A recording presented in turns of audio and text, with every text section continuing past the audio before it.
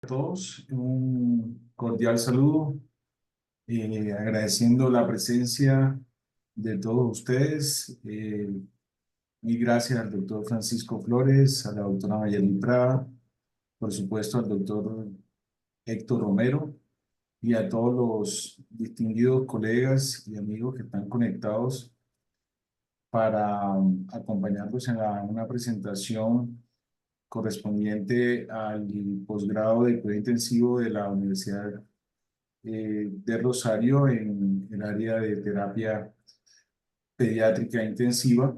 En el día de hoy se ha seleccionado el tema de terapia de soporte renal en menores de 10 años. Es un tema que hoy por hoy continúa generando mucha controversia, dado que hay aspectos que no están consensuados, como el momento, el inicio, eh, el tipo de soporte de terapia renal que vamos a brindar según nuestros recursos, eh, la anticoagulación, el manejo de los accesos vasculares. Y espero que este ámbito de académico nos brinde una oportunidad para discutir estos aspectos tan importantes, tan interesantes para el desempeño de nuestro día a día en cuidado intensivo. El ponente de la charla es el doctor Héctor Romero Castro, que es nuestro fellow de primer año de terapia intensiva pediátrica. Él ha hecho una preparación ardua, exhaustiva, con el apoyo de los profesores invitados. Y contamos con la presencia de la doctora Mayeli Prada, nefróloga pediatra, profesora asociada de la Universidad de Rosario y la Universidad del Bosque, y vicepresidente actualmente de la Sociedad de Nefrología Pediátrica de Colombia. Y el doctor Francisco Flores, quien tuvo la amabilidad y la gentileza de aceptar la invitación, es profesor asociado de nefrología pediátrica del Hospital de Niños de Cincinnati. Sin más preámbulos, invitamos al doctor Héctor Romero para que inicie la presentación. Buenas noches a todos y muchas gracias por asistir el día de hoy. Muchas gracias a los invitados y espero poder brindarles un mensaje. Voy a tener un momento el video para poder continuar y que no se interrumpa la conexión. Entonces, empezando con la terapia de soporte renal en menores de 10 kilos, queremos la temática del día de hoy es dar una importancia de por qué estamos eligiendo este tema a nosotros y por qué nos estamos llevando estos mensajes, una descripción de lo que se hizo, lo que se hace y lo que se va a hacer a futuro, una formulación de por qué estos niños o por qué este grupo etario menor de 10 kilos tiene algunas consideraciones y qué es lo que podemos evaluar y qué es lo que tenemos actualmente en el país y algunas conclusiones y unos mensajes para llevar a casa y poder tener una discusión después de la charla.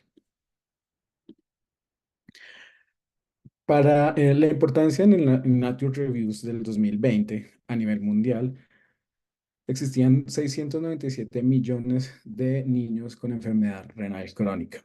En Colombia, según datos de la cuenta de alto costo del año 2020, se han diagnosticado alrededor de 849.864 niños con enfermedad renal crónica en cualquiera de sus estadios, lo que nos da una prevalencia de 1,7 casos por cada 100 habitantes para nosotros en el país, que no es nada despreciable. ¿Por qué queremos mirar acá en cuidado intensivo, que es lo que nos enfrentamos nosotros como intensivistas actualmente? Si bien todos los niños enfermos corren un riesgo de tener una lesión renal aguda, tener una lesión renal aguda y tener un niño críticamente enfermo, pues va a aumentar mucho más ese riesgo de tener lesión renal. Posteriormente, si ingreso a la UCI, aumenta mucho más el riesgo de estos pacientes de presentar cualquiera de los estadios de lesión renal aguda. Para el año 2020, en el estudio de consorcio europeo ESCAPE, nos dice que más o menos del 30 al 40% de los pacientes que evaluaron tienen una insuficiencia renal en el momento de que se cursaron una estancia en cuidado intensivo pediátrico. Del 5 al 15% de estos pacientes requirieron en algún momento de la estancia en cuidado intensivo una terapia de soporte renal. La mortalidad evaluada, más o menos un promedio para Europa, fue el del 50 al 70% de estos niños, y mucho más en los niños que tienen menos de 10 kilos. Y de estos, posteriormente, haciéndole un seguimiento a estos pacientes, del 10 al 12% requirieron una diálisis crónica en su posterior egreso de la cuidado intensivo. Este estudio que traigo acá, esta gráfica, en un estudio del New England Journal of Medicine de 2017 del doctor Kadura, mostraba que los estadios 2 y 3 de cualquier lesión renal aguda aumentaba la mortalidad y disminuía la supervivencia de estos pacientes. Eso indicaba que hay que tener en cuenta que cuando un paciente se encuentra en cuidado intensivo pediátrico, tenemos que tener las banderas rojas y los factores de riesgo para cualquier paciente y no esperar hasta que el paciente llegue a un estadio 2 o un estadio 3 para empezar a ver la disminución o aumentar la mortalidad de estos pacientes. Este estudio del doctor Askenazi y el doctor Goldstein también nos muestra en cuidado intensivo cuando hicieron un estudio prospectivo de la terapia de reemplazo renal continuo, en el cual compararon los pacientes que sobrevivieron y no sobrevivieron, encontrando un peso mínimo que por debajo de 10 kilos aumentaba muchísimo la mortalidad. Hay que entender que este grupo etario es diferente gracias a que no habían máquinas previamente para este tipo de terapia de reemplazo renal, ni encontrábamos cánulas adecuadas. El mínimo peso que se le hizo en este estudio fue un paciente que sobrevivió de 2,8 kilos. Perdón, saco aquí el puntero, de 2,8 kilos. No hubo diferencia entre las edades, pero lo que sí llama la atención es que a los pacientes que sobrevivieron se le inició tempranamente la suplencia renal con alguno de los dispositivos existentes y se demoraron más o menos 4 días en los que no sobrevivieron. Allí es un mensaje claro que tenemos que estar pendiente de estos pacientes y iniciar oportunamente la terapia. Otra cosa que nos llama la atención y que más adelante vamos a discutir es que la presión de la arteria pulmonar de esos pacientes que sobrevivieron al inicio de la terapia y posterior a la terapia fue muchísimo mejor de los que no sobrevivieron. Esto que podemos estar relacionado con la sobrecarga, que es una de las indicaciones que hay que tener en cuenta en estos pacientes menores de 10 kilos. Si nos paramos en una línea del tiempo, y quiero invitarlos a que pensemos que antes de estas terapias llevan muy poco tiempo en el mercado y que tenemos que empezar a utilizar y no ser reacios a tener esas terapias o buscar los hospitales más cercanos donde puedan tener estas terapias. Si nos tenemos en cuenta un paciente menor de 10 kilos antes del año 2000, nos damos cuenta que eran muy pocos los hospitales y los centros que tenían estas tecnologías y que utilizaban eran tecnologías de adultos que posteriormente con unos filtros modificados le brindaban a los niños o definitivamente no tenían ninguna tratamiento o manejo para estos pacientes. Se iniciaba con diálisis peritoneal y lo que se tenía al alcance. Para el año 2000 se empezaron a utilizar máquinas de adultos con dispositivos ya hechos y con algunas cánulas, algunos circuitos específicamente para los niños menores de 10 kilos. En el año 2012, el doctor Ronco empezó a hablar sobre una máquina específicamente para niños pequeños, que es el Carpe Diem. Esto, a diferencia de los otros, tenía todo calibrado y todo eh, la tecnología dispuesta para los niños menores de 10 kilos y hizo un estudio muy pequeño y empezaron pues, a mirar si se podía o no a nivel mundial. Para el año 2015 también se hicieron otras modificaciones para una preexistente que es el Aquadex, que vamos a hablar más adelante, y el NIDUS que se encuentra solamente en Inglaterra, intentando hacer algunos estudios para poder aprobarlos y avalarlos en estos pacientes menores de 10 kilos. Y actualmente, en el año 2020, tenemos el Carpe Diem, que lo tenemos también disponible en Colombia y que ya le podemos brindar esta información a estos pequeños y podemos darle alguna herramienta y alguna herramienta y facilidad de tratamiento. ¿Qué podemos esperar también para el futuro? Y quiero que dejar este mensaje en sus cabezas. Antes entonces del 2000 no teníamos ninguna herramienta, no se le podía brindar absolutamente nada. En el presente, el reto que tenemos actualmente es saber en qué momento vamos a iniciarlo, cuánto tiempo va a durar y si el equipo está preparado, si nosotros estamos entrenados. Y a futuro lo que se espera es que haya medicina de precisión, es decir, que la máquina nos pueda brindar trazas de algunos elementos que yo pueda controlar en tiempo real y que cada paciente se pueda individualizar para poder brindarle la mejor herramienta y la mejor información de este paciente.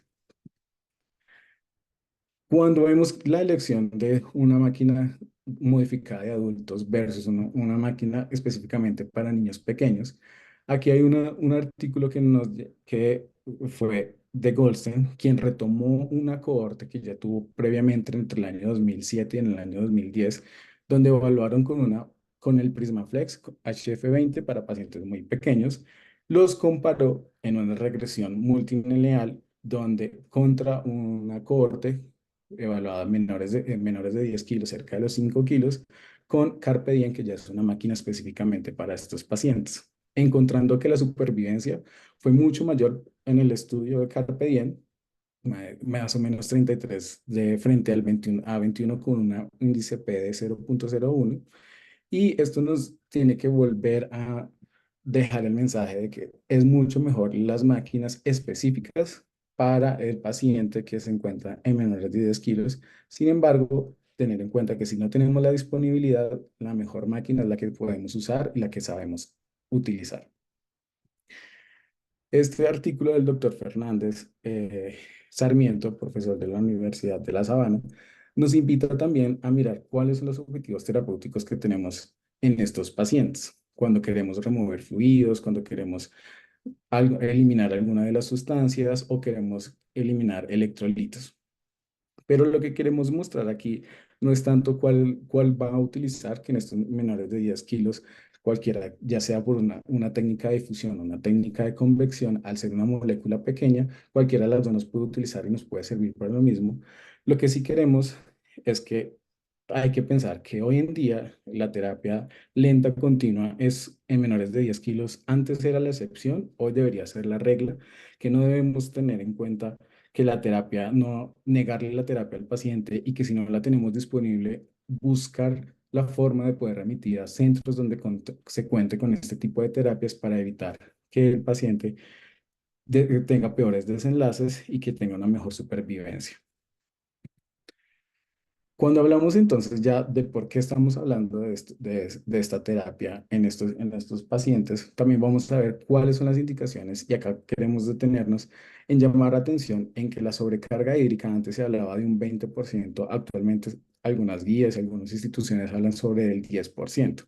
Recordemos que los pacientes lactantes y menores de 10 kilos, que es nuestro grupo etario, no concentran tan fácilmente la orina y ellos orinan bastante. Y un paciente que se encuentra en cuidado intensivo y deje de orinar es un paciente que está críticamente enfermo y hay que empezar a mirar que en cualquier momento se nos puede empezar a sobrecargar y en menos de 12 horas va a tener un empeoramiento clínico.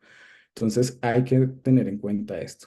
Otras indicaciones que hemos, de acuerdo a las investigaciones que se han hecho, o donde uno lea los consensos o alguna de los trabajos de investigación, la acidosis metabólica refractaria, algunas uremias como encefalopatía o pericarditis y subrayamos la hiperamonemia, que también son indicaciones de pacientes que se encuentran, indicaciones no renales y que toca estar en estos pacientes menores de 10 kilos, son una de las más importantes. Hablamos de las enfermedades metabólicas y de los errores innatos del metabolismo. Vamos a hacer acá una pausa comercial viendo que el primer paciente que se pudo tener esa terapia de suplencia renal en la Fundación Cardioinfantil fue un paciente que tenía una hiperamonemia por una acidosis metabólica, por un error innato del metabolismo, ingresando con 72 horas de una diálisis peritoneal desde su sitio de remisión con unos niveles de amonio por encima de 1000. Cuando ingresa a la institución, se inicia la terapia de suplencia renal con lo que en ese momento se encontraba PrismaFlex. En menos de 12 horas, el amonio bajó bastante. Este paciente tenía un alto índice, valor social, una quinta gestación de una gestante mayor que estaba buscando realmente ese embarazo y desafortunadamente, aunque se pudo realizar rápidamente la terapia de suplencia renal, 72 horas después, cuando ya empezó a ver el despertar del paciente, ya tenía secuelas neurológicas por la hiperaponemia. Entonces, hay que tener en cuenta y encender las alarmas de esos pacientes que no son indicaciones renales, pero que sí son muy frecuentes en este grupo etario. Y algunas anomalías electrolíticas como hipercalemia por encima de 7000 equivalentes. Ya teniendo en cuenta que cualquiera que lo que yo quiero mirar es si voy sobre la sobrecarga del paciente o a eliminar alguna sustancia, voy a mirar cuál es la terapia que yo tengo disponible en mi sitio de trabajo. La diálisis peritoneal nos ha acompañado, es una herramienta, sobre todo para los pediatras, que nos ha salvado muchas vidas. No hay que satanizar esta terapia y hay que sacarle el provecho, en el cual podemos ver, por ejemplo, la corrección quirúrgica de cardiopatías congénitas es una de las principales y la de elección. Antes, pues, teníamos el problema de que si teníamos un paciente con alguna malformación de la pared abdominal, una hernia hiatal o alguna cosa, pues no se le podía hacer diálisis peritoneal y por eso toca buscar otras alternativas que ya tenemos a nuestro alcance. Es una modalidad que está fácilmente disponible, no requiere ningún acceso vascular. ¿Cuáles son las desventajas? Que no tenemos un ultrafiltrado que tan predecible, su capacidad para lograr objetivos exactos de eliminación de lo que yo quiero y no es útil el requerimientos de ultrafiltrados muy precisos o de altas tasas de eliminación. Esto pues ya eso lo podemos conseguir en los libros y ya todos hemos manejado alguna vez una diálisis peritoneal, pero lo que quiero darle un mensaje es que en el momento de prescribir el volumen de cómo quiero montar la diálisis peritoneal, recordemos que es mucho mejor en comparación con por metro cuadrado, de 200 a 400 cc por metro cuadrado y no por kilos. Esto se explica que la relación que tenemos en relación por superficie corporal con la relación de superficie corporal del peritoneo es mejor cuando lo hacemos por superficie corporal que por kilos o por peso ideal. De acuerdo, recordemos que el peritoneo de estos pacientes pues está completamente sano, pues son muy pequeños, tienen una harta superficie corporal, entonces se comportan como si fueran unos intercambiadores de alto tiempo, lo cual los tiempos de recambio también deben ser muy pequeños, de más o menos de 20 a 40 minutos. Recuerde, porque al tener un peritoneo tan sano, ellos reabsorben muy rápidamente la glucosa y en menos de una hora, 2 horas ya no están haciendo intercambio y pueden hacer hiperglicemias importantes. En la diálisis aguda no se utiliza la icodextrina y es poco probable que utilicemos bicarbonato en el momento de prescribir la diálisis peritoneal. Aquí traigo entonces, para no dejar de lado entonces y que el mensaje sea que la diálisis peritoneal ya no está funcionando, es que en el estudio de Beltramo, en el cual miraba pues cuáles son las modalidades en la terapia de suplencia renal en niños, veíamos que el 18% de todas las terapias que se hicieron alrededor de este estudio pues mejoraron y se asoció con una menor mortalidad en el 12,8%. Al igual, en este metaanálisis que salió en el Pediatric Clinical Care en el 2022, en el cual veían que la diálisis peritoneal con un inicio temprano después de una cirugía cardíaca por malformación o por un dispositivo diferente, reducía la mortalidad posoperatoria en estos pacientes con un OR del 0,43 y un índice de confianza del 95%. Entonces, si en nuestra institución tenemos esta oportunidad, no hay que deshacerla y dejarla ahí siempre en el tintero. Ya cuando hablamos de la terapia de suplencia renal lenta continua, vemos que el aclaramiento continuo y controlado de los líquidos nos va a ayudar a que este paciente, sobre todo en nuestras unidades de cuidado intensivo, que son pacientes hemodinámicamente inestables, que tienen vasotrópicos, que también se están asociados a otras enfermedades como sepsis, disfunción multiorgánica, sea mucho más amable y podamos controlar muchas más variables que no se nos inestabilice el paciente. Vemos entonces que en el año 2003 Simons, en su estudio prospectivo, registró uno de los estudios más robustos publicados para esta terapia lenta continua, incluyendo más o menos 13 centros en Estados Unidos, en el cual informaron que más o menos los menores de 10 kilos tenían un 20% de estos pacientes y que alrededor de la supervivencia en general fueron del 38% y una tasa de supervivencia del 25%.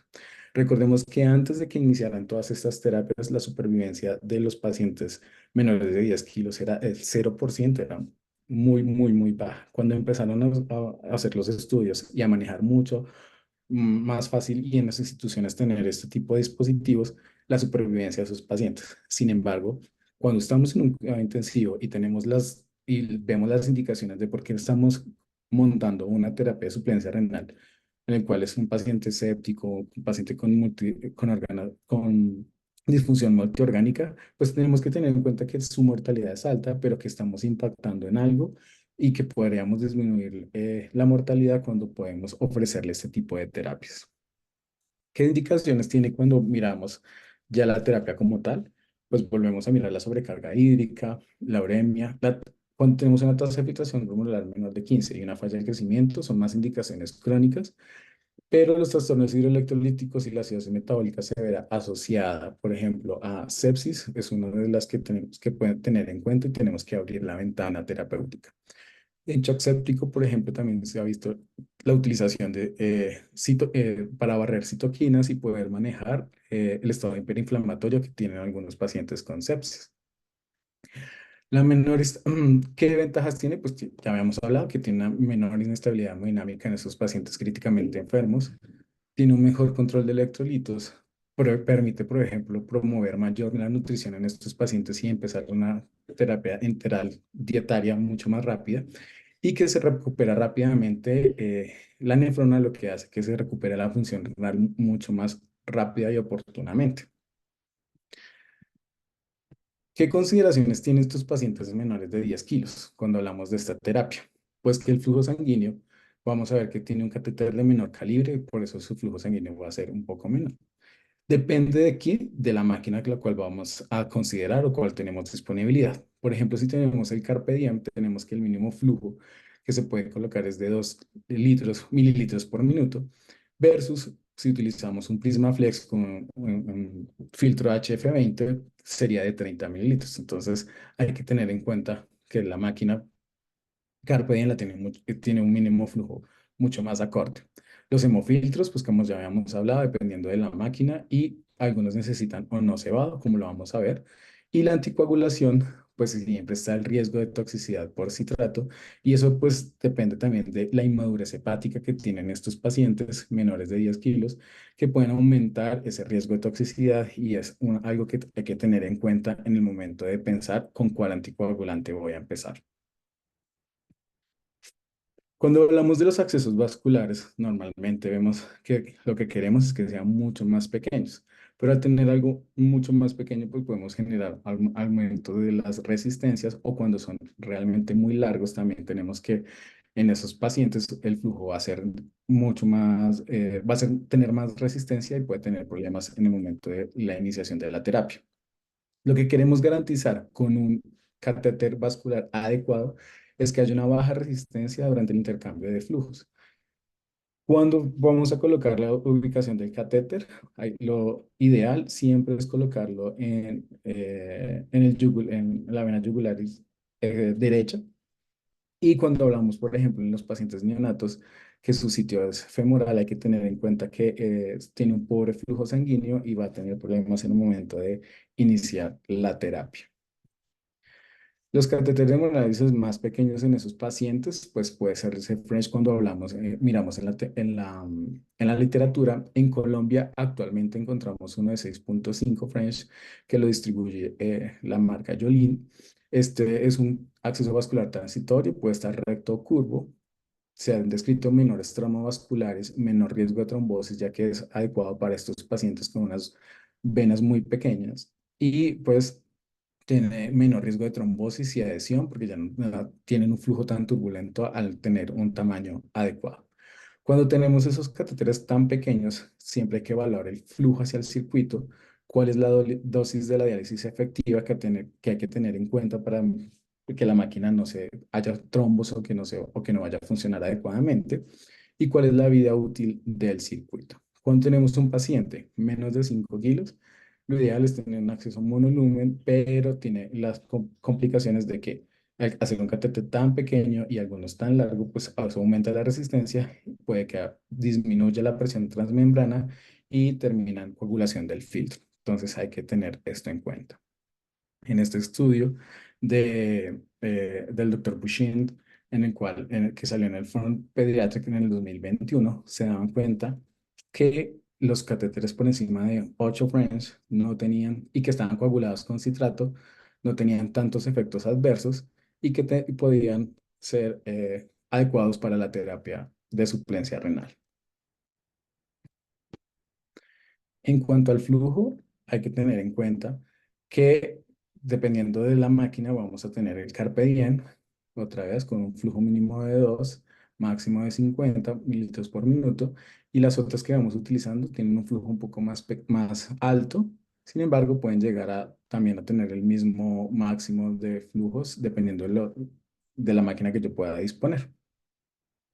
Cuando hablamos entonces ya de la máquina, tenemos estas eh, tres que vamos a hablar, en el cual vamos a empezar con el Aquadex, que es una máquina que estuvo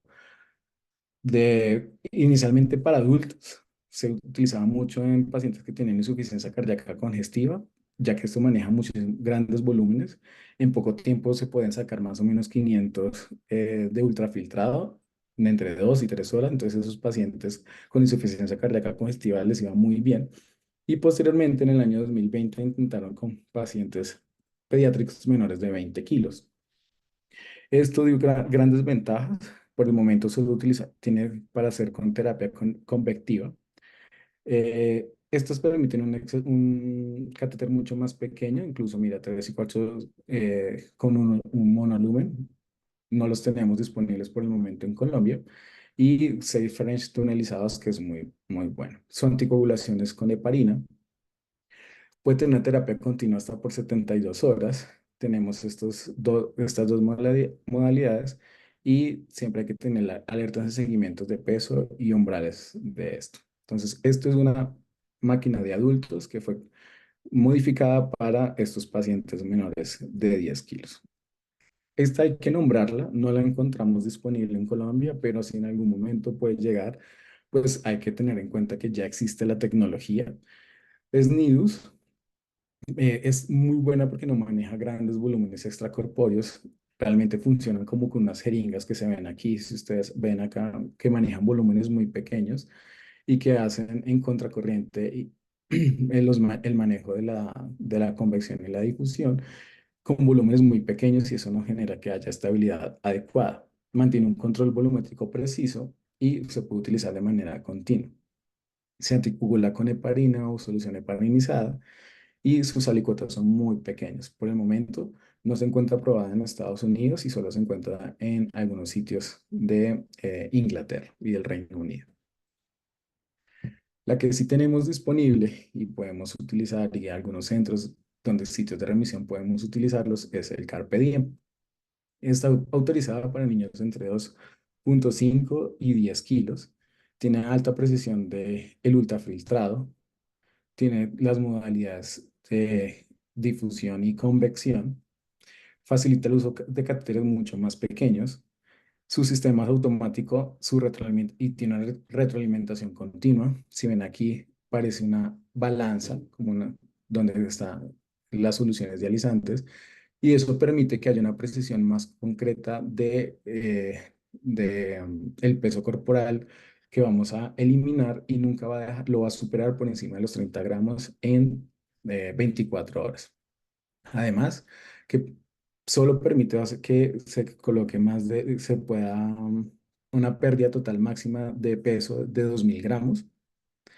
Sus cebados son pequeños, y eso también disminuye la exposición a la sangre extracorpórea que tiene el paciente, y se ajusta muy bien a los objetivos cada 24 horas porque el filtro solo dura 24 horas. ¿Qué desventajas tiene? Que su prescripción después de eso no es modificable. tiene una solución dializante propia, no se pueden utilizar las demás de las otras máquinas y se pueden realizar manualmente. Su anticoagulación en el momento está aprobada con heparina, pero se han hecho también estudios con citrato y el doctor Flores nos puede hablar un poco de eso más adelante, que él los maneja con citrato también y no se puede utilizar en sagrado activo por el momento. Cuando hablamos de cebado, decía, bueno, pero ¿qué es el cebado? Entonces, cuando vamos a tener un volumen extracorporal de la máquina por encima del 10% del volumen sanguíneo, esto genera un riesgo de que haya hemodilución e hipotensión. Entonces, cuando tenemos unas máquinas que tienen un volumen de cebado mucho más pequeño, nos previene este tipo de cosas. ¿Qué riesgos asociados tenemos cuando tenemos un volumen de cebado elevado? Hay un desbalance hidroelectrolítico, por ejemplo, cuando hay lisias de los glóbulos rojos, pues va a existir una hipercalemia, o cuando estamos utilizando, por ejemplo, un anticoagulante, el citrato puede haber una hipocalcemia. También podemos ver una carga ácida debido a la transfusión de glóbulos rojos de banco de sangre, en el cual tiene un pH mucho más ácido. Y se ha visto relacionado también el síndrome de liberación de bradykinin en esos pacientes que se exponen a volúmenes de cebado mucho más altos. En cuanto a la anticoagulación, cuando vamos a elegir la máquina, pues tenemos que entender cuáles son las indicaciones que nos da el proveedor. Sin embargo, vemos estudios en el cual la anticoagulación regional de citrato versus heparina en la terapia de suplencia renal continua lenta, vemos que cuando se utiliza citrato hay una reducción del riesgo de coagulación del filtro con un riesgo relativo de 0,2, con un índice de confianza de 0,1 a 0,2.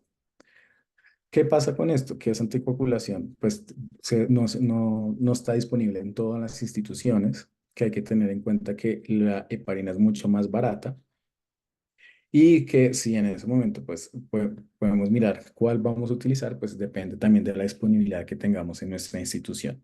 Recordemos que el Carpe Diem se puede coagular o no con heparina, y no puedes repartir en el Carpe Diem el líquido porque se puede colocar o pres o pos y pues las demás no sobre el filtro y las demás tecnologías solo se anticoagulan con heparina. Cuando hablamos de las soluciones, vamos a ver qué queremos hacer. Si estamos con un tipo de anticoagulación con calcio, pues hay que utilizar anticoagulaciones con heparina, o si tenemos una solución dialítica sin calcio, podemos utilizar una anticoagulación con citrato. ¿Cuáles van a ser nuestras concentraciones previas del paciente de potasio y bicarbonato? Y si queremos un ritmo de difusión, ¿cuál vamos a utilizar? Re- Teniendo en cuenta que un ritmo de difusión alto, pues aumenta la depuración, tiene riesgo de desequilibrio electrolítico, claro está. Y cuando utilizamos un ritmo de difusión de esas soluciones mucho más bajo, pues podemos aprovechar la ventaja para un manejo de electrolíticos y pérdida de proteína. Finalmente, la modalidad no importa, ya sea por difusión o convección, como ya les he dicho, cuando se trata de moléculas pequeñas, pues la solución no va a dar tanta importancia. Y pues hay más que tener en cuenta el objetivo que quiero con el paciente, si lo que quiero es barrer agua o si quiero barrer alguna de las otras sustancias. Acá vemos finalmente entonces las comparaciones de las máquinas que tenemos y si tenemos el Prismaflex con el HF20, que es lo que está. Recordemos que está avalado en el 2021 para pacientes entre 8 y 20 kilos. Que si se utiliza por debajo de eso, pues no está la recomendación como tal, pero la experiencia de algunas instituciones avala que no han visto mayor riesgo y que por el contrario ha salvado muchas vidas. Recordemos que el Prismaflex es lo que actualmente se encuentra en algunas de las instituciones, pues hay que cambiar el filtro al HF20, que su volumen de cebado es de 60 mililitros, tiene un área de superficie corporal del filtro de 0,2. Cuando la comparamos con las otras máquinas, pues vemos que es un poco mayor, que la tasa de flujo sanguíneo pues tiene que arrancar a partir de 20 mililitros por minuto, en comparación con el Carpe Diem, recalcando eso que es la más pequeña de 2 mililitros por minuto, que el flujo pues, de diálisis va a ser por encima de 50 hasta 2500.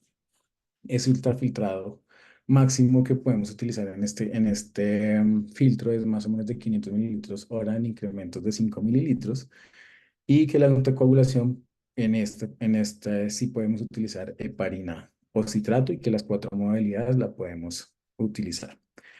Recordar que si usted utiliza una tecnología modificada de adultos, como el Primaflex y todo, o cualquiera de los demás, que está con unos filtros solo para modificado para pequeños, pues hay que tener en cuenta cuál es el objetivo que yo me quiero fijar con la modalidad, qué puedo ofrecer en el momento y que estas líneas en esos pacientes, que son también de las diferencias importantes de comparación de las máquinas que son para adultos y solamente para niños, que algunas líneas del circuito son muy largas. Eso un niño pues, por encima de 10 kilos no tiene ningún problema, pero un niño de 3 kilos, que su volumen sistólico es muy pequeño, que su volumen corporal también es muy pequeño, 20 centímetros de sangre que se está circulando por un circuito sí va a impactar y hay que tener en cuenta este tipo de cosas. ¿Cuándo suspender la terapia de suplencia renal? Pues vamos a mirar que esa es una de las grandes discusiones, montarlas fácil, ya vemos cuáles son las banderas rojas, si yo veo que se está sobrecargando, si tengo hiperamonemia, si tengo alguna otra cosa. Pero cuándo retirarla es algo que hay que discutir porque pues cuando veamos que la función renal empieza a mejorar, hay aumento de la diuresis, ya he podido suspender los vasoactivos de los pacientes críticamente enfermos, ya ha mejorado el estado ácido-base de los electrolitos, pues decimos, bueno, ya la podemos liberar y se hacen las famosas retos o pruebas de liberación. ¿Qué es lo más importante? Es que más que empezar a mirar que si ya todo está muy bien, ¿cuál fue mi objetivo? Si ya lo cumplí, si ya puedo hacer un checklist y decir, bueno, yo le coloqué esto porque estaba con sobrecarga, ya lo encuentro mejor, ya puedo controlar mucho más el estado de hiperinflamación del paciente séptico o alguna cosa.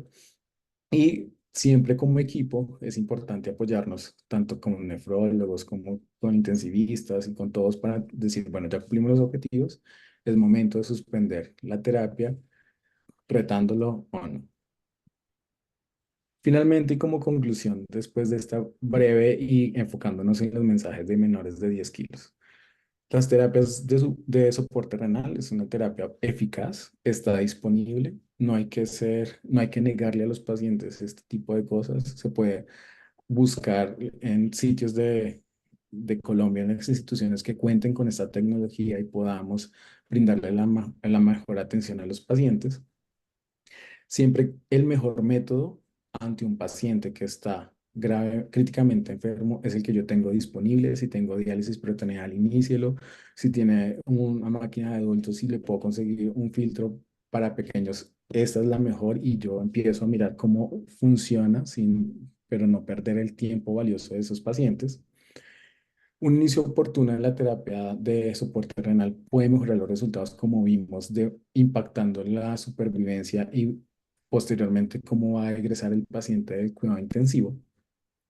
Y la terapia lenta continua de soporte renal puede ser útil en varias combinaciones con ultrafiltración, hemodiálisis y junto a otras terapias que pueden ser compatibles, como por ejemplo para el ECMO de nuestros pacientes.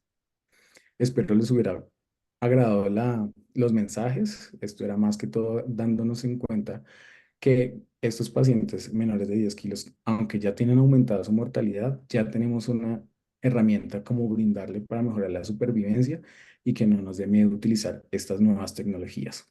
Muchas gracias.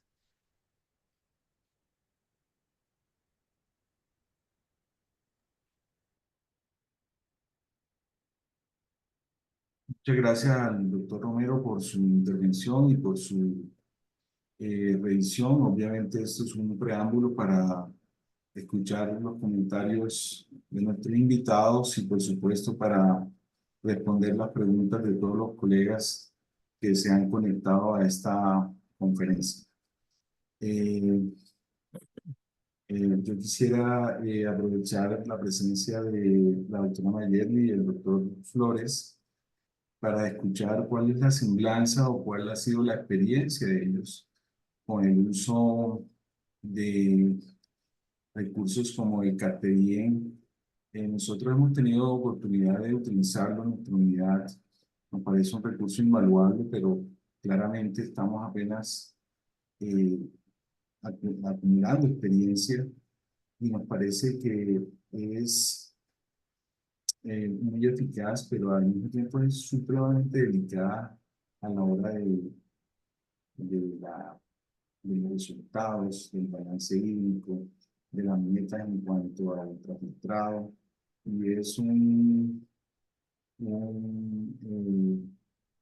máquina que es muy delicada a la hora de la manipulación y que requiere de una curva de entrenamiento muy importante de parte de las enfermeras y todo el personal que están a cargo de la terapia.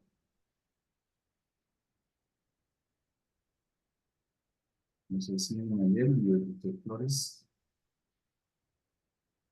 Bueno, buenas noches. De antemano, pues quiero agradecerle a todo el grupo de cuidado intensivo, al doctor Mulet, por esta invitación. Para mí siempre será un gusto poder aprender al lado de todos ustedes.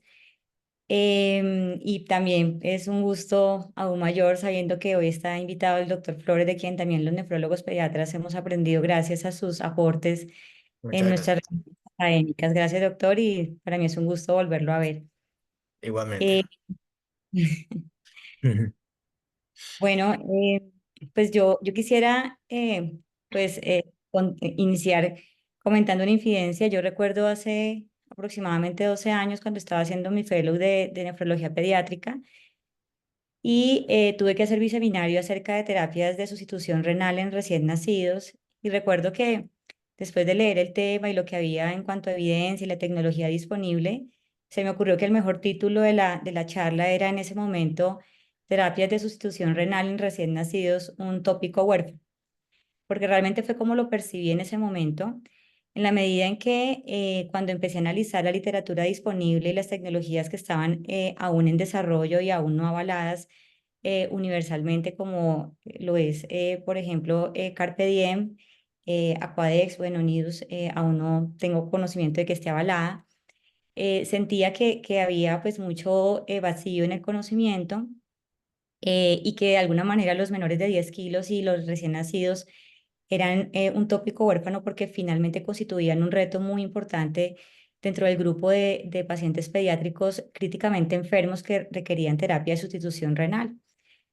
Pero hoy en día es muy grato, es confortable además saber que hemos avanzado enormemente en este aspecto y hoy en día además me llena de mucha esperanza y motivación como nefróloga, además saber que contamos con tecnología que no es necesariamente adaptada a ellos como veníamos acostumbrados a hacerlo, sino que ha sido tecnología diseñada de acuerdo a las necesidades específicas de esta población. Como lo dijo el doctor Héctor, pues bueno, realmente una de las grandes limitaciones que hemos tenido en pediatría y creo que hoy en día es uno de los principales retos que tenemos los nefrólogos pediatras y los intensivistas, es definitivamente consolidar la experiencia en este grupo de población.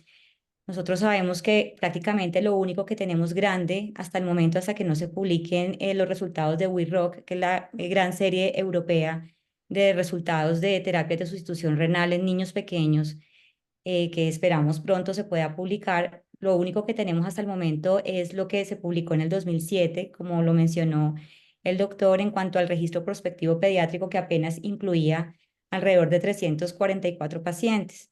Y ese estudio desde ese entonces nos demostró que definitivamente ser niño o adolescente críticamente enfermo y además tener lesión renal aguda y además requerir terapia de reemplazo renal era un factor de riesgo para morir. Y aunque digamos que de manera global había mejorado la supervivencia durante el tiempo de administración de terapia, no necesariamente al egreso hospitalario, definitivamente la población menor de 10 kilos tenía una supervivencia global que no superaba en ese momento alrededor del 60%. Y como nos lo mostró el doctor Goldstein con ese estudio que mostraste en el año 2022, si bien se demostró que estos niños sobrevivían más cuando se les administraba una terapia hecha específicamente para ellos, Carpe Diem, durante el tiempo de administración de terapia no necesariamente mejoraba la supervivencia global al egreso de la UCI, o sea, lo que significa que si bien el paciente sobrevivió durante el tiempo de administración de terapia, porque son terapias realmente seguras que de alguna manera se han hecho respondiendo a las necesidades específicas de estos pacientes, aún la supervivencia al egreso de la UCI pues sigue siendo baja. Entonces, si bien antes el reto era establecer terapias alternativas para estos niños muy pequeños que se acoplaran a sus necesidades específicas, pues hoy en día las tenemos disponibles en Colombia, la tenemos disponible. Pienso que hoy en día lo más importante es consolidar la experiencia y sin duda poder obtener publicaciones a gran escala, lo cual ha sido una gran dificultad. Cuando uno mira el pool de publicaciones de adultos de terapia de sustitución renal, uno se da cuenta que la primera publicación fue hacia el año 40, los años 1940 y algo. Casi 20 años después surge la primera publicación pediátrica y casi 30 años después la primera publicación en niños menores de 10 kilos. Y si uno ve la cantidad de publicaciones por año actualmente en niños menores de 10 kilos sigue siendo muy baja. Y aunque querramos tener estudios grandes, pues estos niños pues no constituyen un gran número de pacientes y por esto yo quiero hacer un llamado pues a los colegas intensivistas porque yo creo que nosotros hemos recopilado muchísima experiencia dializando este grupo de pacientes y sin duda en muchos centros esas terapias son exitosas aun cuando no se han usado terapias específicamente hechas para neonatos, sino adaptadas para recién nacidos o menores de 10 kilos y se han hecho con resultados muy exitosos. Y yo creo que esa es la necesidad que tenemos a nivel mundial. No tengo, de acuerdo a mi conocimiento, no sé el doctor Flores si nos puede ampliar un poco más al respecto. Hoy en día esperamos los resultados del estudio europeo que es WeRock, que fueron niños dializados entre el 18 y el 2021 y son alrededor de 900 niños. Sé que en Estados Unidos se están haciendo un estudio colaborativo con alrededor de 7 centros del grupo ICONIC con los resultados relacionados con Carpe Diem, pero realmente no tengo conocimiento de otro estudio a gran escala en donde se reporten estas experiencias. Entonces yo sí creo que definitivamente nosotros en América Latina hemos de alguna manera hecho experiencia en esto, tenemos la experiencia, seguramente en muchos centros los resultados son exitosos, pero sí creo que de alguna manera este es uno de los grandes retos que tenemos hoy en día, consolidar la experiencia. Lo que el doctor Mulet decía, pues hemos tenido la experiencia en la Fundación Cardioinfantil de dializar niños menores de 10 kilos con Carpe Diem. Sin duda es una terapia muy precisa, con errores de ultrafiltración muy bajos, que es una de las grandes ventajas que tiene esta tecnología. Realmente como tiene errores de ultrafiltración tan bajas, pues por supuesto es una máquina muy sensible, las balanzas son tremendamente sensibles, pero la experiencia es entre uno menos la toque y menos la mueva, pues la máquina realmente funciona muy bien, pero digamos que eso hace parte de los beneficios de la terapia. Es tan sensible que un error o sea, un movimiento de la balanza inmediatamente se sensa como si fuera un error de ultrafiltración. Entonces, pero por lo demás, en mi opinión, es una terapia muy, muy, muy eficiente y que además responde muy bien a las necesidades de los niños más pequeños. Bueno, a futuro, sin duda, pues todos estamos caminando hacia la medicina de precisión. Yo creo que este interrogante de cuándo empezar la terapia, cuánto administrar de terapia, porque a veces podemos hacer daño con exceso de terapia, y hasta cuándo, pues es el interrogante que nos tenemos que resolver, no solamente de manera global y cogiendo a los pacientes en una bolsa grande, sino estableciendo indicaciones específicas de terapia individuales, de terapias, necesidades individuales de terapia. En la medida en que no tengamos sensores en línea de pérdida de elementos traza, que por ejemplo son tan importantes en los menores de 10 kilos, de vitaminas, de micronutrientes que se pierden, digamos, por esta clase de terapias, en la medida que no tengamos sensores de medición específica de tasa de filtración glomerular y sepamos que realmente el riñón recuperó su función renal, pues realmente por lo pronto seguiremos acogidos a unas dosis, entre comillas, estándar de terapia y a unos objetivos que creemos que son acoplables a estos niños pequeños, pero sin duda, si en los grandes la medicina de precisión es un reto y es una necesidad a mediano y a largo plazo, pues con mayor razón la medicina de precisión es una urgencia y una necesidad muy sentida en niños pequeños, en quienes pues cualquier error de ultrafiltración o de pérdida de cualquier elemento que no somos en la actualidad pues capaces de medir momento a momento, pues es aún más importante. Pues digamos que por lo pronto es lo que tengo que decir. Creo que lo que queda es esto, consolidar la experiencia, publicar la experiencia que tenemos, hacer esfuerzos conjuntos para poder mostrar lo que hemos hecho y bueno, y responder a estos interrogantes que van surgiendo. Hoy en día las cosas que me pregunto es cuál es la dosis que se requiere, porque no sé, el doctor Flores en su experiencia ya en su hospital, pero cuando uno mira las series, por ejemplo, de Carpe Diem, hay dosis que oscilan entre 30 a 70 u 80 cc por kilogramo de peso, o sea, una cosa que uno dice, ok, me ubico en 30 o en 80. Lo que hemos visto en cardioinfantil con un paciente específicamente fue que arrancamos con una dosis alrededor de 60 o una buena tasa de depuración de urea, pero cuando nos devolvimos a la dosis que usamos en niños más grandes, inmediatamente vimos una curva de ascenso del nitrógeno ureico y nos dimos cuenta que sin duda para esta clase de terapia se requería una dosis mayor. Entonces, quizás también sea uno de los interrogantes que tenemos hoy en día, establecer cuál es la dosis más exacta para estos pacientes. Bueno, muchísimas gracias por la oportunidad de estar esta noche con ustedes y un gusto de poder compartir nuestra experiencia con ustedes también. Yo estoy de acuerdísimo con ustedes acerca de la máquina Carpe Diem. Es súper sensible, súper temperamental. Una a veces la ve demasiado cerca y la máquina alarma. Pero eso generalmente nosotros lo que hemos visto es que con el tiempo y mientras más práctica tenemos, nos sentimos mucho más confiados y tenemos menos problemas con las alarmas. Nosotros en este momento hemos hecho alrededor de como 32 o 34 pacientes que han recibido esta terapia con la máquina, en donde nosotros utilizamos una dosis empezamos de 2 litros o 2000 mililitros por metro cuadrado de superficie corporal por hora. De esa manera nosotros hemos estandarizado la dosis y a nosotros nos va súper bien. Nosotros hemos visto que la depuración de urea a esa dosis es alrededor de 70% en 24 horas. ¿Y cómo decimos eso ahí? Nosotros inclusive conectamos la máquina a un ECMO, a una máquina de ECMO, y pudimos calcular la depuración y fue alrededor de 68-70% en 24 horas. De tal manera que esa es la manera como nosotros hemos estandarizado la dosis. ¿Por cuánto tiempo mantenemos la terapia? Únicamente nosotros en la mayoría de los casos mantenemos la terapia por alrededor de 2 o 3 semanas.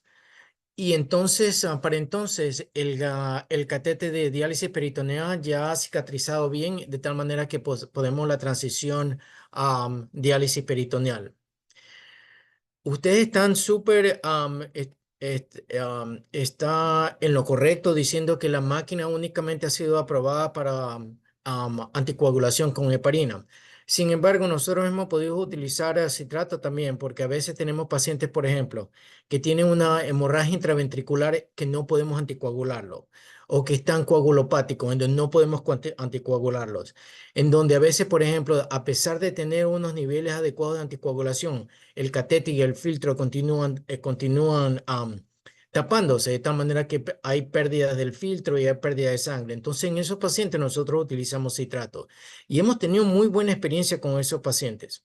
Nosotros esperamos que esos pacientes, sobre todo por la inmadurez del hígado, pueden desarrollar evidencia de acumulación de citrato y nosotros hemos empezado a utilizar, por ejemplo, 3% solución salina para dar una carga ácida de tal manera que disminuimos el bicarbonato que tienen esos pacientes.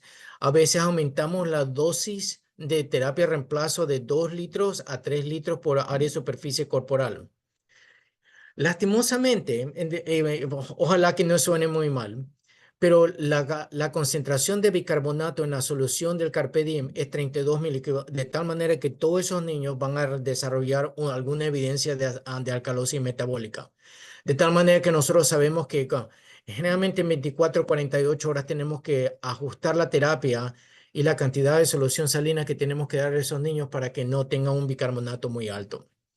Pero nosotros, como ustedes decían acertadamente, nosotros hemos visto que ahora que podemos dar este tipo de, de terapia un poco más preciso, hemos visto que la sobrevida de esos niños, que antes era una mortalidad de 100%, ahora la sobrevida de esos niños es de 50-54%.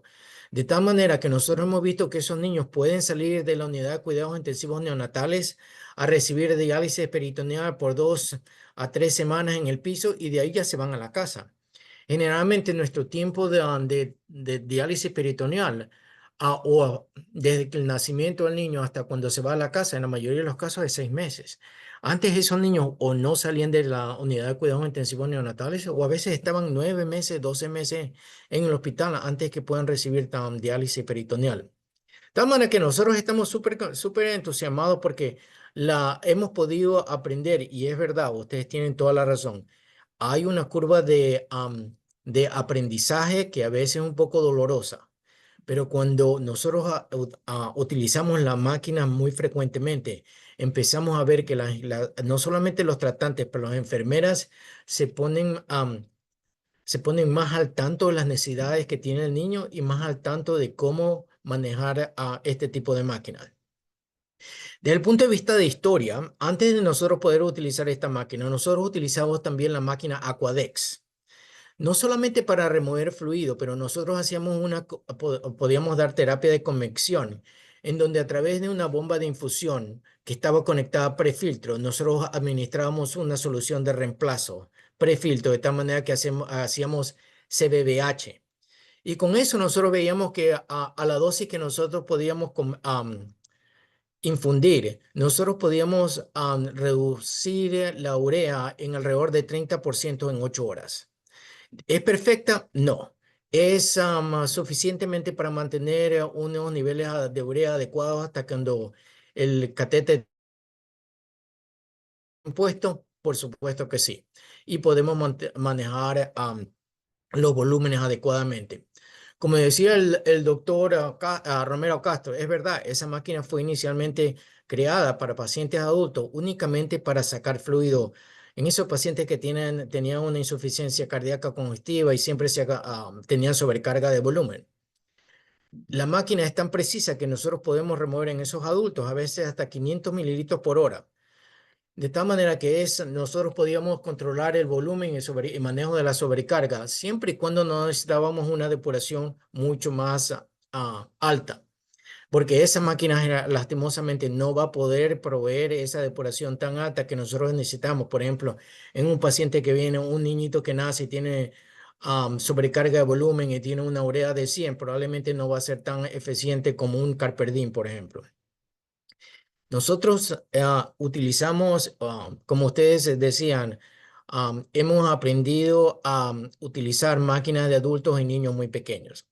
Nosotros sabemos que tenemos que proveer el cebado de los filtros, porque en caso contrario podemos causar hemodilución e hipotensión en esos niños. Pero utilizando esta práctica, nosotros hemos podido dializar niños muy, pero muy pequeños, inclusive con filtros que antes, por ejemplo, el M60. El niño más pequeño que yo dialicé con un M60 fue de 2.2 kilogramos. ¿Fue fácil? No. ¿Fue imposible? No. Nosotros pudimos proveer la terapia hasta cuando el niño recuperó la función renal. Otra cosa importante recalcar, la mayoría en el mundo de nefrología pediátrica, la mayor indicación por la cual nosotros empezamos el reemplazo renal es sobrecarga de volumen.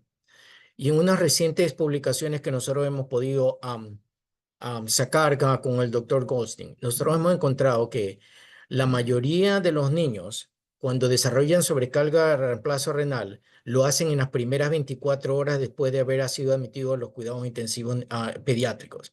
De tal manera, y la mayoría de esos niños hacen injuria renal aguda en los primeros 7 días después de haber sido admitidos a la unidad de cuidados intensivos.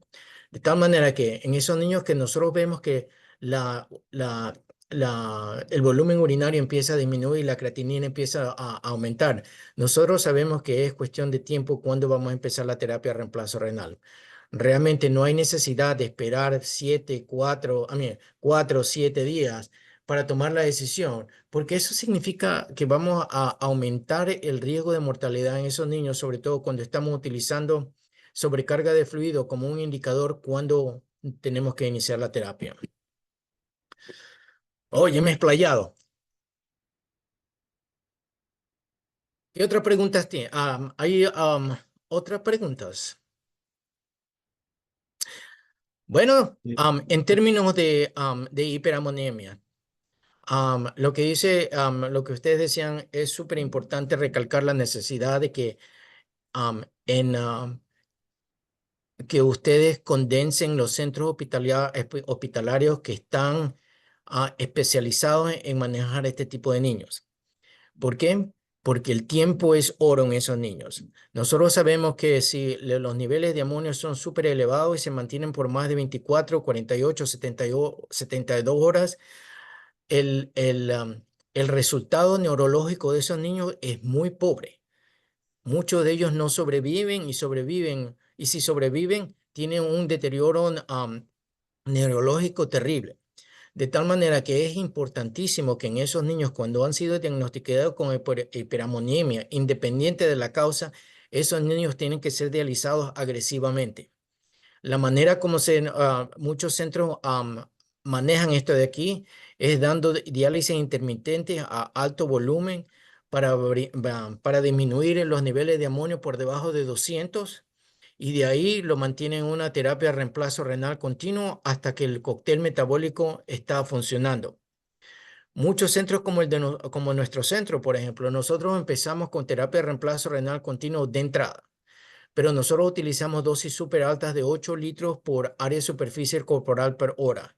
Y nosotros vemos que los niveles de amonio disminuyen generalmente un 70% en las primeras 2 a 4 horas. Y de ahí disminuimos la dosis únicamente para mantener los niveles de amonio por debajo de 200. Diálisis peritoneal, lastimosamente, es insuficiente para nosotros poder adecuadamente eliminar amonio. Si uno trata de comparar a diálisis peritoneal con hemodiálisis en términos de depuración de amonio, diálisis peritoneal es probablemente 10% eficiente comparado con con hemodiálisis.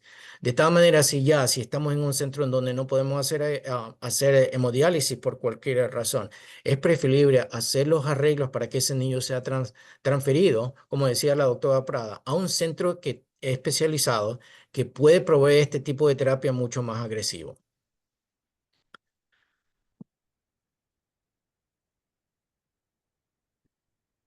Muchísimas gracias a la doctora Mayerly y al doctor Flores por sus excelentes intervenciones. Aquí por el interno me llega una pregunta interesante relacionada y dice básicamente que en el 2022 en JAMA reportaron el estudio que trataba de describir las variaciones en la práctica de terapias de soporte renal continua en pacientes con falla renal aguda y se encontraba un gran pleomorfismo en aspectos como el momento de inicio, el acceso vascular, la modalidad y algunas cosas se han ido como develando y lo mismo que los protocolos de anticoagulación. Sin embargo, una de las cosas que pone como más un reto para el clínico es el contexto de la interrupción de la terapia de soporte renal continuo, que claramente uno pues mira el balance, mira la depuración de azoados, el equilibrio de electrolitos, pero ¿tienen algún protocolo, alguna estrategia especial para considerar esta interrupción de la terapia? ¿Para la doctora Prado o para mí? Eh, Bienvenidas ambas opiniones. Ya. Nosotros, la manera como yo veo cuando probemos este tipo de terapia de reemplazo renal continuo es tenemos dos fases. Una que es la fase más agresiva en donde tratamos de controlar todo rápidamente y disminuir el volumen de sobrecarga. Y después la fase de mantenimiento. Nosotros cuando estamos en la fase de mantenimiento o mantenemos el volumen en esos pacientes, la primera indicación que la función renal empieza a recuperarse es volumen urinario. Generalmente nosotros vemos que el paciente empieza a orinar a 1, 2, 3 mililitros por kilo por hora. En las 24 horas antes de parar la terapia, nosotros vemos que las chances de que no necesitamos recuperar o reiniciar la terapia son significativamente mayores. Adicionalmente, nosotros utilizamos muchísimo el test de la furosemida, no solamente para diagnosticar a esos pacientes que van a necesitar terapia de reemplazo renal, pero también para esos pacientes cuando estamos en pensando si van a soportar el destete. Si vemos que hay un aumento del volumen urinario después de la dosis de furosemida, nosotros a veces lo que hacemos es que, por ejemplo, paramos la terapia a las 6 de la mañana y si vemos que el volumen urinario aumenta para el mediodía, 4 de la tarde, no reempezamos la terapia. Por otro lado, si vemos que para al mediodía no hay un aumento del volumen urinario, reempezamos la terapia inmediatamente. Sí, yo creo que estoy completamente de acuerdo con el doctor Flores, o sea, en la medida en que no tengamos formas de medir en tiempo real la filtración glomerular o en la medida en que no estén estandarizados los biomarcadores que nos indican con precisión la recuperación renal, pues biomarcadores específicamente diseñados y estandarizados para esto, que es a lo que deberíamos llegar, vuelvo y juega medicina de precisión, pues sin duda el juicio clínico sigue siendo lo dominante. Si bien antes nos preguntábamos todo el tiempo cuándo y sabemos cada vez más que además de las indicaciones clásicas, la sobrecarga cobra cada vez más relevancia y esto quizás va quedando un poco relegado esta discusión. Hoy en día nos preguntamos hasta cuándo y hasta qué momento podemos empezar a hacer daño administrando en exceso terapia de sustitución renal. Además de la determinación del el volumen urinario, de la respuesta con el diurético, etcétera, yo aquí también creo que es muy importante el trabajo conjunto con los intensivistas, porque si bien pues ellos son los que están todo el tiempo, momento a momento, frente al paciente, evaluando la situación clínica del paciente, sus necesidades en cuanto a requerimiento de líquidos, etcétera, pues como nefrólogos yo creo que también debemos pues hablar con ellos todo el tiempo para establecer cuáles son las necesidades en cuanto a, por ejemplo, requerimiento hídrico del paciente en las siguientes 24 horas, porque muchas veces ocurre y a veces lo percibo como un indicador de fracaso de retiro de terapia de sustitución renal y es que el paciente responde, tiene un ritmo diurético que pareciera ser adecuado, pero resulta que aún tiene un requerimiento hídrico muy alto, tiene transfusiones por horario, tiene unos parámetros ventilatorios que quizás no lo permiten. Entonces, yo creo que ver todo este contexto, todas estas variables en contexto y analizándolas en conjunto con el intensivista son supremamente importantes a la hora de determinar la probabilidad de que el paciente realmente fracase a la hora de suspender la terapia. Una de las grandes limitaciones que creo yo tenemos hoy en día para establecer hasta cuándo es precisamente eso, definir qué es fracaso de retiro de terapia. ¿Cuándo fracaso? ¿Son 24, son 48 horas, son 72? Eso aún no está resuelto. Entonces, mientras resolvemos estas preguntas y mientras tenemos biomarcadores o formas de medir momento a momento la filtración glomerular, creo que el juicio clínico, claramente la evaluación del gasto urinario con la respuesta al estímulo diurético y sin duda, el análisis que se haga de manera conjunta con el intensivista de acuerdo a las necesidades pues que el paciente tiene en el día a día. Creo que esto es lo que de alguna manera podría minimizar el riesgo de un probable fracaso, independientemente de cómo lo querramos pues denominar, porque esto tampoco está muy claro hoy en día. No, súper de acuerdo con la doctora Prada. Nosotros, como ella dice, nosotros es importante que tener la manera como nosotros abordamos todo eso, todos los pacientes que están en terapia renal continua. Nosotros todas las mañanas hacemos ronda con los intensivistas, porque como usted dice acertadamente, los intensivistas son los que están pegados al paciente 24 horas, de tal manera que ellos son las personas que van a determinar cuáles son las necesidades hídricas del paciente. Una cosa que nosotros también estamos utilizando mucho es el engal urinario para determinar si el paciente ya puede, para determinar si nosotros podemos considerar si podemos hacer el destete de la terapia de reemplazo renal continuo. Por ejemplo, si nosotros vemos que Juanito tenía un engal urinario de 5.000, nosotros sabemos que ese paciente no va a responder al diurético y necesita continuar con la terapia. Pero por el otro lado, si vemos que el engalo urinario en ese niño después de una semana de terapia de reemplazo renal ahora es únicamente 150, nosotros podemos considerar el uso de diuréticos y descontinuar la terapia de reemplazo renal también. Y hemos tenido bastante buenos resultados al respecto. Muchas gracias por las intervenciones. Me voy a permitir leer un comentario del doctor Clímaco Jiménez, gran amigo, nefrólogo, también hace cuidado intensivo y es una persona con mucha experiencia. Dice: buenas noches, gracias por la conferencia. Si me permite una opinión, en Colombia hay disponibilidad de catéter SafeEdge de Biomedical Pharma. y va muy bien en niños de 3 kilos o más. La dosis calculada por peso de 25 a 35 mililitros por kilo es tomado de estudio de adulto. Si calculamos la dosis en relación a la sangre que pasa por el filtro, deberíamos por el filtro deberíamos calcular la dosis por superficie corporal, es la sugerencia de él. Incluso se asemeja a la superficie de filtración de la aire. Dice, en niños muy pequeños, la mejor opción es la diálisis peritoneal, pero si definitivamente no se puede, la terapia de reemplazo renal continua debe usarse con la tecnología disponible. Y trae una referencia de la experiencia de ellos en el Hospital de la Misericordia. En 4 años, desde el 2016 al 2020, usando tecnología Aquarius, de 152 pacientes, 26 tenían menos de 10 kilos, y la mortalidad fue similar a la mortalidad global, 59 versus 61. Y en menores de 5 kilos, 11 pacientes, también fue parecida de un 63%. Ese es un dato que aporta el doctor Clino. Muchas gracias, Tinoco, por el comentario y por el aporte. Bueno, ya... Si bien es diga, cierto, las dosis que se refería el doctor de 25 a 35 mililitros por kilo por hora, eso es dosis que ha sido establecido como estándar para adultos. Pero hay que recalcar una cosa muy importante. Esa es la dosis estándar que ha sido entregada al paciente. ¿Por qué es importante recalcar? Porque no todo lo que nosotros calculamos llega al paciente.